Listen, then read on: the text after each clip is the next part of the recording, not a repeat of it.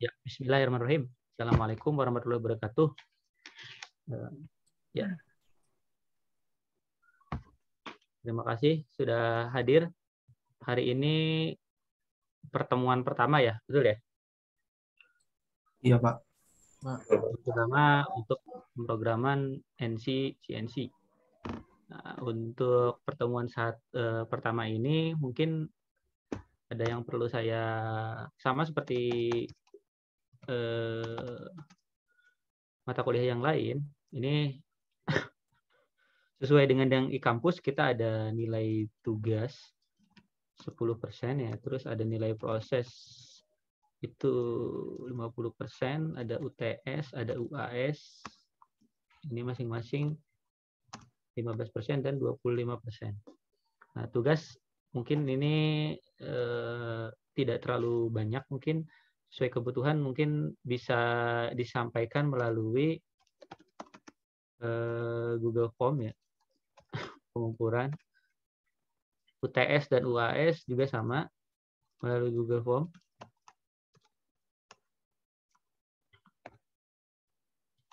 Ini sama. Kemudian untuk proses di mata kuliah saya sebelumnya ini ada nilai presensi. Ada nilai presensi itu senilai 50% kali yang semester lalu ya. Nah, untuk hari ini mungkin kita akan bagi nilai presensi sekian persen, terus kemudian nanti mungkin ada kuis melalui platform Quizizz atau melalui platform online lain. Terus di sini kalau secara luring ketemu itu biasanya saya ada nilai namanya nilai tanya jawab, karena CNC ini banyak sekali rumusnya, banyak sekali kodenya, jadi setidaknya rumus-rumus dasarnya dan konsepnya tahu. Mungkin di sini akan saya coba untuk tanya jawab ya. Nah, ini sekian persen. Nah, mungkin di sini saya kasih kuis, nilai kuisnya 10%. Terus kemudian nilai presensi sama tanya jawab saya bagi masing-masing 20% ya. Adalah prosesnya. Terus kemudian untuk nilai presensi atau absensi ini saya lakukan proses screenshot melalui Zoom atau melalui Google Meet. Nanti dilaksanakan di akhir perkuliahan.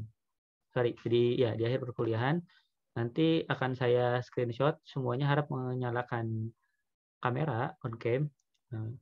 Bagi yang menyalakan kamera dan kameranya sesuai, maksudnya seperti fast foto lah, setengah badan, terus wajahnya terlihat ya. Itu dapat poin nilai absensi, poinnya 2. Jadi kalau misalnya total kita ada 14 pertemuan, berarti kalau kali 2, berarti total nilai harusnya ada 28 poin untuk mencapai nilai presensi 20%. Terus kemudian apabila yang off cam atau kameranya tidak dinyalakan pada saat proses absensi, berarti poinnya hanya 1. Saya anggap yang bersangkutan keluar atau tidak memperhatikan. Begitu juga dengan yang menyalakan kamera, tetapi pandangan kameranya ke arah yang lain. Misalnya hanya ada virtual background, atau misalnya ada mengarah ke atap langit, atau misalnya hanya terlihat rambutnya saja, atau jadi jidatnya saja, itu juga dianggap off kamera. Terus kemudian proses tugas, kuis, dan lain-lain mungkin akan disampaikan melalui grup. Seperti itu. Terus saya ingin memastikan kira-kira ada sebentar, ada telepon ya, Pak Oleh. Saya stop dulu. Bentar. Oke. Dimulai. Saya screen share lagi. Sudah terlihat? Sudah, Pak. Ya. Oke, di terkait penilaian ada tanggapan atau pertanyaan, silakan.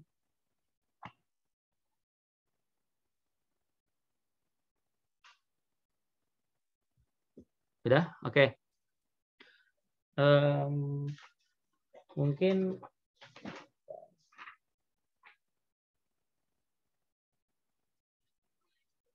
yang pertama saya jelaskan di sini langsung ke kuliah, ke materi ya. Di sini ada yang dinamakan dengan yang pertama kali adalah tentang koordinat sistem.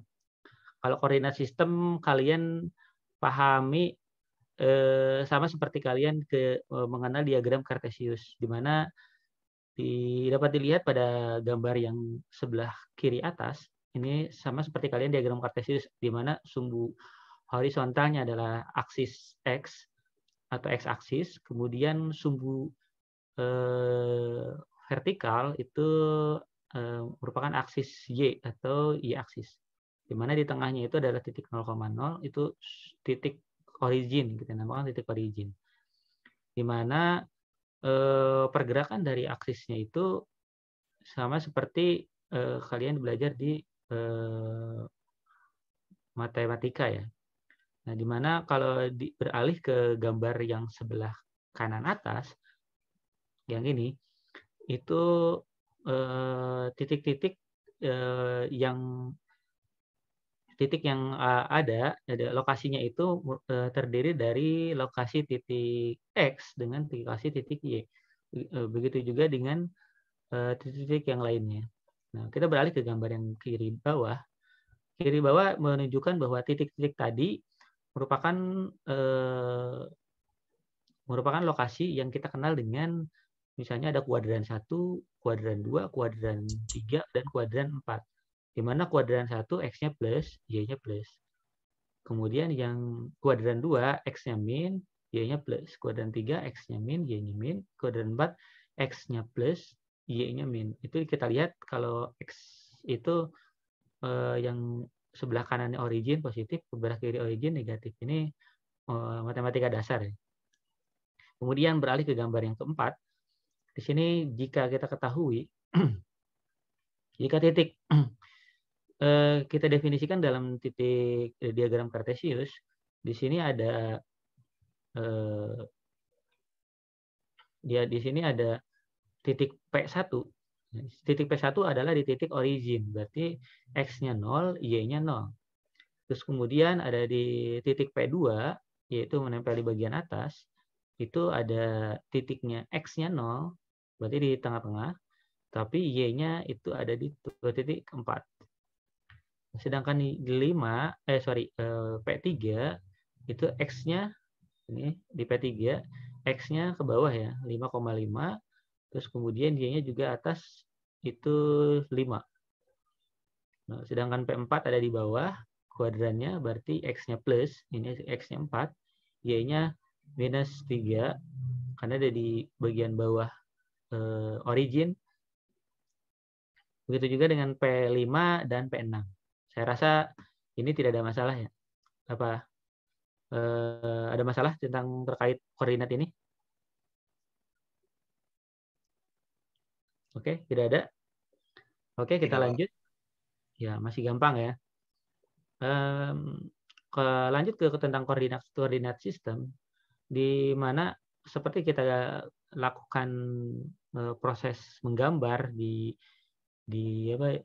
kertas ataupun di software, situ kita ketahui ada namanya orientasi. Misalnya di sini ada top view, ada isometrik. Di mana kalau top view kita seperti tadi 2 dimensi, hanya ada sumbu X dan Y, atau misalnya di mesin bubut kebanyakan adalah sumbu Z dan sumbu X. Sedangkan di isometrik itu ada minimal ada 3 ya. Ada 3 aksis, ada X, Y, dan Z. Di mana masing-masing sumbu itu berorientasi ke menjauh atau mendekat ke sumbu origin. Itu diketahui untuk mengetahui apakah dia bernilai positif ataupun bernilai negatif. Kemudian di bagian kanan atas, sama lanjutan dari isometrik, seperti kita lakukan gambar di SolidWorks atau di ANSYS atau di AutoCAD atau di CATIA atau di software-software yang lain, kita ketahui bahwa pada saat kita menggunakan top view atau 2 dimensi, kita harus memilih dari plan mana yang akan kita gunakan. Kalau kita gambar di plan XZ, berarti plan yang ini. Nah, di plan yang XZ, berarti kita gambar di plan XZ. Kalau misalnya gambarnya di plan XY, berarti yang plan yang bagian ini. Nah, itu untuk menentukan arah plan atau orientasi pada saat kita menggambar objeknya atau benda kerjanya. Ini juga masih mudah, di mana di dalamnya, di dalam plan itu kita ketahui ada arah pergerakan dari nilai negatif dan nilai positif. Di sini jika diketahui, misalnya ini plan XY, di mana plan XY-nya itu X-nya horizontal ini, kemudian yang ini arah sebaliknya yang Y-nya. Di mana Y ke arah sana itu dia bernilai positif, nilai X ke sini bernilai positif. Begitu kebalikannya bernilai negatif. Begitu juga dengan sumbu Z positif dan sumbu Z negatif. Nah, kemudian ada juga selain nilai negatif dan positif, ada nilai koordinatnya itu adalah selain X, Y, Z. Berarti kalau nilai X, Y, berarti itu kita anggap dua aksis ya. Aksis X dan aksis Y. Kalau X, Y, Z, kita sebut biasanya dengan 3 aksis. Pernah kalian dengar misalnya CNC 3 aksis, CNC 2 aksis. Nah, itu 3 aksis itu adalah sumbu X, Y, dan Z. Nah, bagaimana dengan sumbu yang melebihi aksis CNC yang melebihi 3 aksis adalah aksis putar. Di sini aksis putar di gambar ini didefinisikan dengan aksis putarnya X itu adalah A, Y itu dengan sumbu putarnya B, terus kemudian yang sumbu putar atau aksisnya adalah yang C untuk yang Z. Bagaimana untuk mengetahui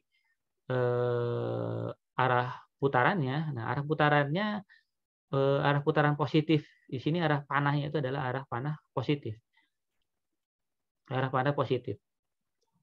Untuk ke arah positif, kemudian arah sumbu putarnya positif. Kemudian bagaimana untuk mengetahui arah sumbu positifnya? Nah, di sini kita ketahui dengan tangan kanan tapi antara jempol dengan jari-jari yang lain. Jadi kalau misalnya tadi arah ke sini itu adalah X positif, nah arahkan jempolnya ke arah X positif menggunakan tangan kanan. Kemudian arah positif A-nya kemana? Sumbu putarnya, sumbu aksis keempatnya, berarti sumbu putarnya adalah sumbu ke arah jari-jarinya. Jari-jari A. Ini sumbu A-nya. Jadi jempolnya ke arah X positif, kemudian jari-jari yang lainnya ke arah positif untuk sumbu putarnya. Ini. Ke arah sini. Ya. Nah, begitu juga jika kita tempatkan itu di sumbu Z. Sumbu Z, Z-nya ke atas positif. Berarti kita tempatkan si jempolnya ke atas yang tangan kanan, terus kemudian kemana arah jari-jarinya mengarah, berarti ke arah yang panah ini. Berarti sama. Itu yang arah C positif. Begitu juga dengan arah Y ini. Itu untuk sumbu putar. X itu A, misalnya, Y itu B, Z itu C. Itu kemungkinan mungkin saja akan berbeda setiap kontrol pada satu CNC. Kontrol dalam mesin CNC itu biasanya bermacam-macam. Ada yang menggunakan Fanuc, ada yang menggunakan Mitsubishi, ada juga yang menggunakan kontrol dari Jerman. Nah, pada saat ini kita kurang lebih mungkin tinggal menunggu renovasi laboratorium selesai, kita akan bisa menggunakan lab dengan adanya mesin CNC yang dapat kita gunakan ya, mesin CNC turning milling. Mesin turning millingnya di sana itu bisa disetting 4 sampai 5 aksis. Berarti kalau misalnya X, Y, Z adalah 3 aksis, ditambah sumbu putar A dan B, itu berarti 5 aksis. Berarti kalau misalnya sumbu putarnya hanya X, Y, Z, dan C, berarti 4 aksis. Nah, itu tergantung dari pertambahan sumbunya ada berapa banyak. Kemudian, aksis-aksis tadi itu kita ketahui misalnya tadi ada sumbu utamanya adalah X, Y, Z, sumbu utama atau primary axis. Ada sumbu tambahan itu adalah U, V, W. Ini adalah sumbu tambahan untuk melakukan sumbu putar. Bukan sumbu aksis ya, aksis tambahan untuk melakukan sumbu putar. Ini tambah apa? Imaginary ya, tidak aktual seperti gambar yang aksis utama atau primary. Terus kemudian IJK itu juga arc center, itu untuk menentukan radial dari bentuk.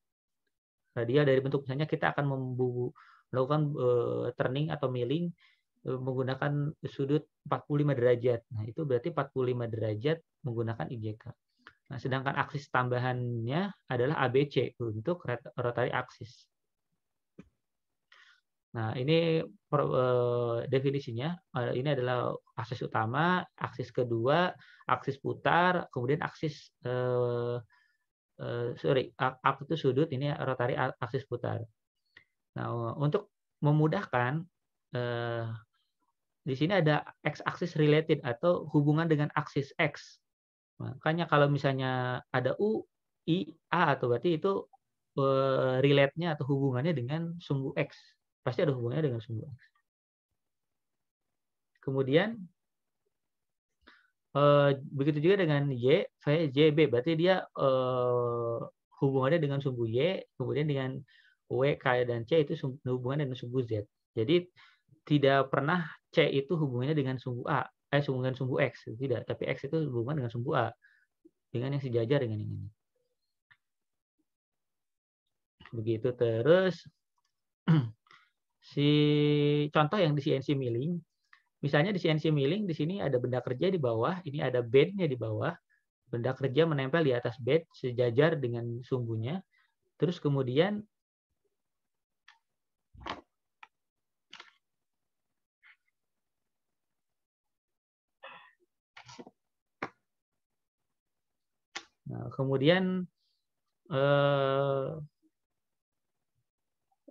oke, lanjut.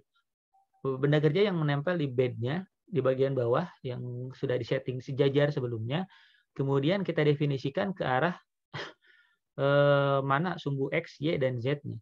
Pada saat milling itu berarti pahatnya, mesinnya itu mengarah dari atas ke bawah pahatnya, atau mengarah ke bawah. Nah, pahat yang mengarah ke bawah kita definisikan pahat tersebut adalah sumbu Z. Pahatnya itu sumbu Z, gimana yang menjauhi titik bed ke atas, berarti Z-nya positif. Ingat, sumbu yang mengarah ke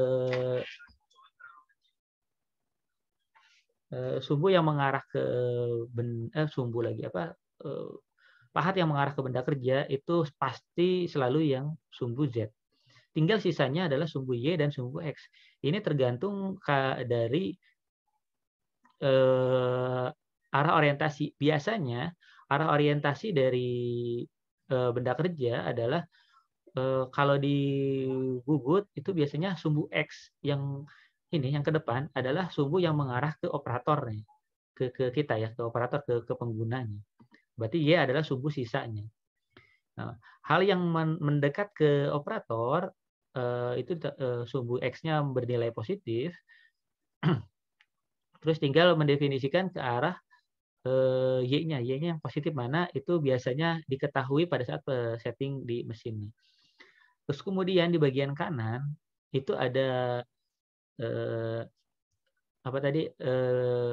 di sini adalah pahatnya. Kalau yang tadi pahatnya itu jika pahatnya dari atas, nah ini jika pahatnya dari samping, maka tetap arah pahatnya ke samping ya. Pahat menuju benda kerja itu menjadi horizontal. Itu berarti pahatnya tetap Z-nya Z plus.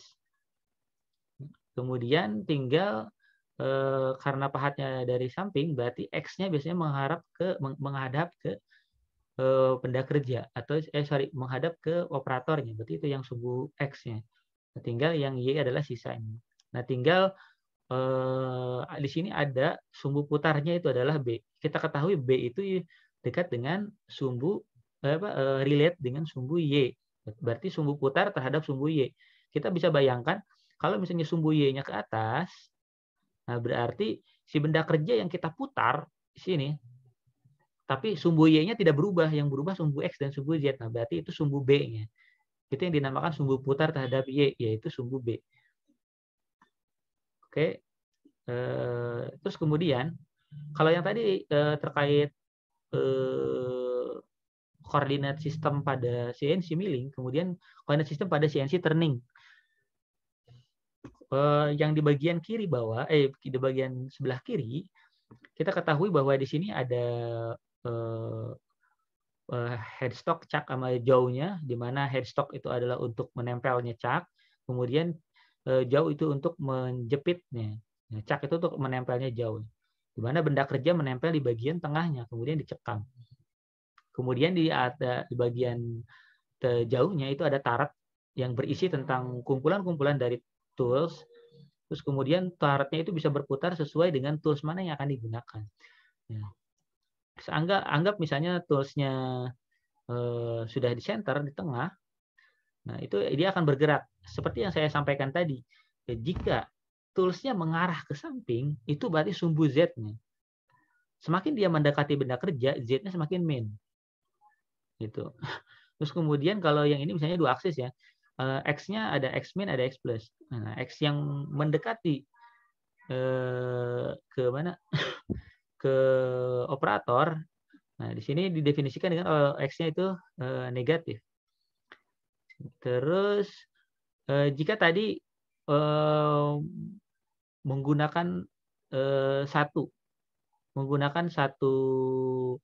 tools ya dengan 2 aksis ya, dengan 2 aksis. Nah, di sini jika kita menggunakan 2 aksis tapi dia menggunakan 2 tarat atau 2 tarat itu maksudnya tarat kiri atau tarat kanan, atau kalian bisa ketahui biasanya dengan istilah pahat kiri dan pahat kanan misalnya. Nah, itu biasanya ada tarat yang memiliki karakteristik ada dua tarat, 2 buah tarat kiri kanan, ada juga yang taratnya itu untuk pahat kiri dan pahat kanan. Itu tergantung settingannya. Bisa dipasang di kiri, bisa dipasang di kanan. Atau misalnya kalau pahatnya tidak menggunakan tarat, itu biasanya pahat kiri pahat kanannya dari orientasi pada carbide-nya, iron carbide. Terus kemudian ini untuk tadi untuk yang horizontal. Ini sekarang yang vertikal sama seperti yang milling tadi, dia dari atas. Nah, karena dari atas bergerak ke bawah untuk makan, maka arah sumbu atas ke bawahnya itu tetap Z. Mendekati benda kerja, Z-nya negatif. Itu sama seperti itu ya. Jadi jangan sampai tertukar. Terus kemudian ini sama seperti yang tadi, untuk mengetahui sumbu putarnya, ya arahkan jempolnya ke jempol kanan itu ke arah sumbu primary axis yang positif. Sisanya adalah sumbu putar positif. Terus kemudian yang sebelah kiri itu ada koordinat sistem jika kita menggunakan tangan kanan. Itu menggunakan 3 buah jari, jari tengah, jari telunjuk, dan jari ibu jari. Itu untuk menentukan arah aksisnya. Jadi kalau misalnya yang dari tengah itu Z, jari telunjuk Y, jari jempolnya X. Itu untuk menentukan arah pergerakan, ternyata dia bergerak ke arah Z, X, ataupun Y.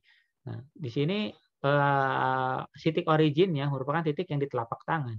Makin menjauh dia dari titik origin, berarti dia nilai positif. Itu. Kemudian kaidah tangan kanan tadi right hand rule itu kaidah tangan kanan atau aturan tangan kanan itu sama seperti misalnya yang vertikal. Vertikal ini kan Z-nya ke atas positif. Di sini Z ke atas positif. Jadi seperti ini. Nah, untuk yang vertikal ini mesin yang digunakan di sini arah sumbu Y-nya yang menghadap ke operator. Nah, di sini Y-nya ke arah dalam positif, ke arah operator adalah negara negatif. Sisanya berarti arah X-nya yang di jempolnya, berarti X-nya positif ke arah kanan. Itu kalau misalnya vertikal. Kemudian kalau misalnya secara horizontal, ini sama. Kaidah tangan kanan juga kita arahkan dari depan ke arah pahatnya. Karena pahat tadi kita dapat definisikan itu pasti Z. Berarti Y-nya ke atas dan X-nya ke arah samping. X positifnya ke arah samping. Ini untuk mengetahui. Jadi jangan sampai tertukar pada saat lulusan teknik mesin itu menghadapi ada trouble atau misalnya mesin di lapangan untuk mengetahui di mana sumbu Z, di mana sumbu X, dan di mana sumbu Y. Jadi tidak membingungkan. Jangan lupa titik origin adalah titik ada di telapak tangan. Semakin menuju ke ujung jari berarti itu bernilai positif. Kemudian aksi sistem itu ada dua, aksi sistem for workpiece atau untuk benda kerja atau untuk for tool. Jadi kalau kalian tadi berbicara itu menghadap ke benda kerja, berarti dari arah pergerakan aksis mana? Kalau yang ini adalah arah benda kerja. Di sini kan benda kerja ya, dari benda kerja dari workpiece, jadi ke arah atas positif. Terus dari sumbu X yang tadi identik dengan sumbu A, ini sumbu putarnya ya, ke arah kiri. Kemudian sumbu B juga sama sumbu putar dari Y. Sumbu Z itu sumbu putarnya adalah sumbu C. Itu kalian bayangkan aja jempol dengan menggunakan tangan kanan. Berarti arah putarannya itu. Nah, untuk workpiece itu tinggal tambahkan aksen aja. Itu sebetulnya untuk mempermudah pembagiannya saja. Ini cara membacanya mudah. Kalau misalnya Z-nya ke arah sini, berarti Z untuk workpiece ke arah sini untuk Z aksis, Z aksen. Itu sebetulnya sama saja, cuman arah orientasinya yang berbeda karena sesuai dengan kebalikannya ya. Kebalikannya kalau yang ini dari arah benda kerjanya, ini dari arah toolsnya tools yang bergerak. Terus kemudian CNC control panel mungkin nanti akan coba dipelajari. Kurang lebih bagi khawatir, bagi yang belum pernah melihat, nah ini ada kontrol yang menggunakan FANUC. Nanti mungkin kita di CNC kita menggunakan CNC Jepang Jerman ya, gabungan antara teknologi Jepang dan Jerman. Jadi nanti kita bisa coba apabila sudah selesai mungkin bisa kita lihat di sana ke lapangan. Mudah-mudahan bisa langsung ke lapangan ya, bisa dicoba. Terus kemudian selain kontrol panel yang ada settingan, ada layar, kemudian ada tombol-tombol fungsi yang lain. Di sini juga ada fungsi-fungsi yang lain untuk mengetahui apakah dia sedang menggunakan sumbu apa, terus menggunakan ada feed rate-nya berapa persen, kecepatan pertambahannya. Terus ini juga kecepatan jog. Di sini ada alarm, terus kemudian ada ada fungsi-fungsi yang lain yang akan kita pelajari nanti. Kurang lebih fitur-fitur tadi memiliki fungsi-fungsi. Nanti kalian bisa cek untuk rekaman videonya. Untuk tadi pelajaran sudah dipelajari apa saja, terus kemudian terkait dengan fungsi-fungsi di sini bisa dibaca satu-satu. Mungkin sampai sini ada tanggapan atau pertanyaan, silakan.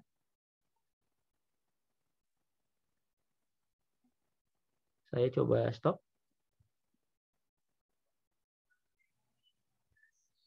Ya, jadi kalau misalnya tadi CNC simulatornya ada atau misalnya menggunakan CAM simulator atau yang biasanya nempel di software, ada SolidWorks atau misalnya CATIA atau biasanya menggunakan Mastercam biasanya yang banyak. Nah, yang membedakan adalah kalau yang di Mastercam kita bisa langsung mengenerate kode, terus gambarnya kita bisa custom dari 2 dimensi ke 3 dimensi, kemudian ke simulasi CAM. Terus kemudian kita bisa cek hasil dari CAM-nya, hasil dari milling atau bubutnya, permukaannya gimana? Apakah sudah bagus atau tidak? Apakah mengalami kasar permukaannya atau tidak? Itu bisa bisa kita simulasikan. Atau misalnya kita pada CNC simulator, biasanya permukaannya kurang jelas terlihat. Dia bisa mengenerate kodenya, tapi dia tidak bisa untuk melihat permukaannya sebagaimana halus. Dia hanya mau melihat pergerakannya itu ke arah mana. Oh, berarti di sini bergerak jet 5 menggunakan spindle kecepatan sekian, terus kemudian kan feeding 5,0. Nah, itu untuk mempelajari pergerakannya, dan itu bisa dilambatkan untuk kalian, bagi kalian yang masih lupa terkait sumbu X yang mana, Y mana, Z mana, yang negatif, yang positif. Nah, itu bisa sambil dipelajari. Kemudian simulator yang lain selain yang CAM itu sebetulnya banyak ya. Ada yang berbayar, ada yang trial, tapi untuk mempelajari tidak harus berbayar. Yang penting untuk mempelajari pergerakannya. Mungkin itu ya, Ismail ya. Kalau untuk pergerakan CNC sendiri sebetulnya sekarang sudah banyak yang menggunakan ya, baik itu untuk Iya, Pak. Terima kasih, Pak. ya, biasanya CNC digunakan untuk tadi ya, selain untuk bubut, turning, dia juga fungsinya bisa untuk 3D printing, itu menggunakan CNC pergerakannya. Terus kita bisa menggunakan laser cutting juga menggunakan CNC. Terus kita bisa menggunakan laser cutting, wire cutting, terus ada water jet cutting, itu juga sudah menggunakan CNC semua ya. Mungkin ada pertanyaan lagi sebelum kita screenshot?